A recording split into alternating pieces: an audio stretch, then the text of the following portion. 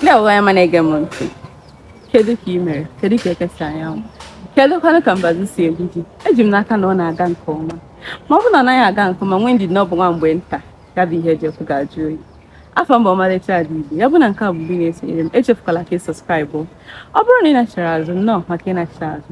N'ihi na ị ma na ọ bụ ụzọ dị mma ka a na-agụ ugboro na-abụ. Nke izizi ikiri dị gị mma mere iji wee nachita azụ ka ị bịa kirie nke ịbụọ. Ịghọtara onye nke m fụrụ n'anya. Ọ wee bụrụ na ihe nji maka ya wee bịa n'ụbọchị nke taata bụ ajụjụ awa wee bụrụ ụka egbochiri gị omenala. Ee, amaghị m ihe ịsa ee ka ọ bụ mba. Omenala bụ gịnị? Omenala ndị bekee kpọrọ ya culture. Gịnị kwanụ bụzi culture? Culture bụ gịnị? Etu ndị mmadụ si ebi ndụ. In the English version, na culture is the people's ways of life. Culture bụ etu mmadụ si ebi ndụ, etu onye a si eri nri, etu o si eke ekike, etu o si awụ arụ, etu o si ekwu okwu, etu ihe niile gbasara onye anwa bụ gịnị?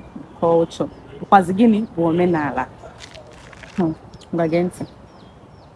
Kedu ka mmadụ ga-eji sị gị na ọ na-eme omenala? Isi onye a na ọ na-agọ mmụọ ma na ọ na-ekpere alụsị. Ikpere alụsị n'ime omenala bụ ihe abụọ dị iche. Ha abụọ abụghị otu. Ime omenala bụ ibi ndụ. Ịghọtara? Ime omenala bụ ibi ndụ dịka onye Igbo. Ana m eme omenala anyị. Ana m eri nri anyị. Ana m aga ụka anyị. Ana m ekwu eziokwu mgbe eziokwu pụtara. Ana m eyi akwa dịka onye Igbo. Ana m eke ekike dịka onye Igbo. Ana m eri nri dịka onye Igbo. Ana m ekene mmadụ dịka onye Igbo. Ihe anwa bụ ihe a na-akpọ omenala. Omenala anyị. Etu anyị si ebi n'ala anyị. Echezina na omenala bụ mmadụ gọwara mmụọ ma ọ kperela arụsị. Ọ dị iche. Ọ dị iche. Ọ dị iche. Ya mere nji ya bịa taa ka m kọwara gị sị gị na ụka egbochikwaghị omenala.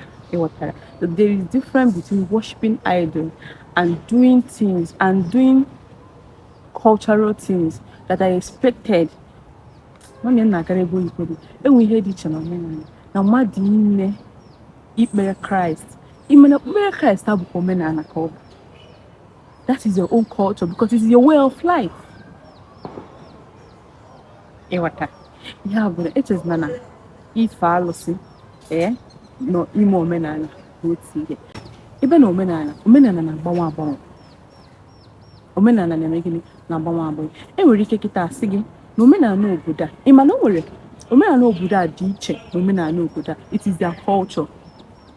Ị ma na onwe obodo n'ala Igbo na-abụ ịmụọ nwa gị bụ nwaanyị nọrọ be nna gị tutu ime were mụọ nwa.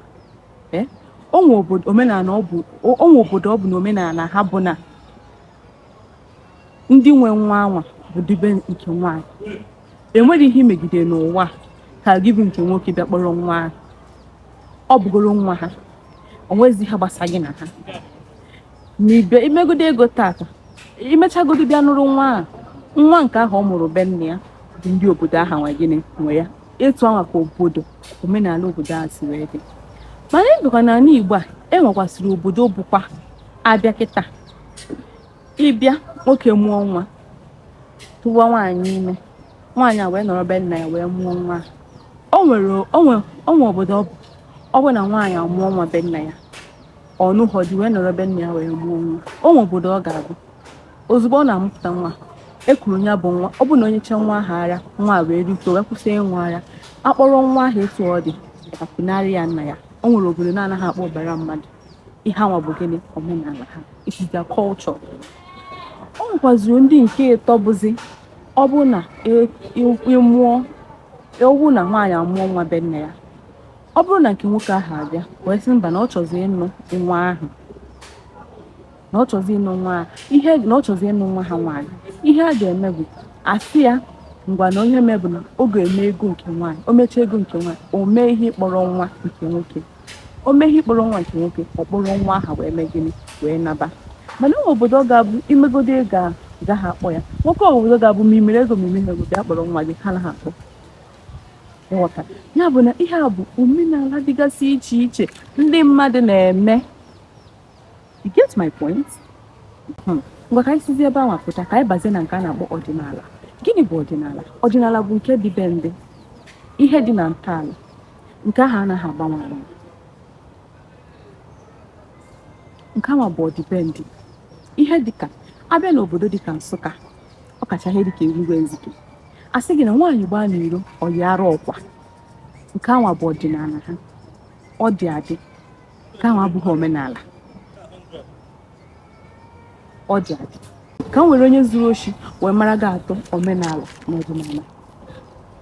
E nwere ike kịta onye zuru oshi bịa, mmadụ nwere ike ịpụta kịta o zuo oshi n'obodo.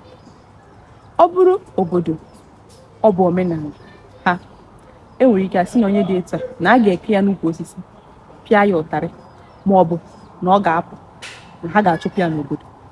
Ịghọta ihe dị etu a bụ omenala ka ha nwa mere.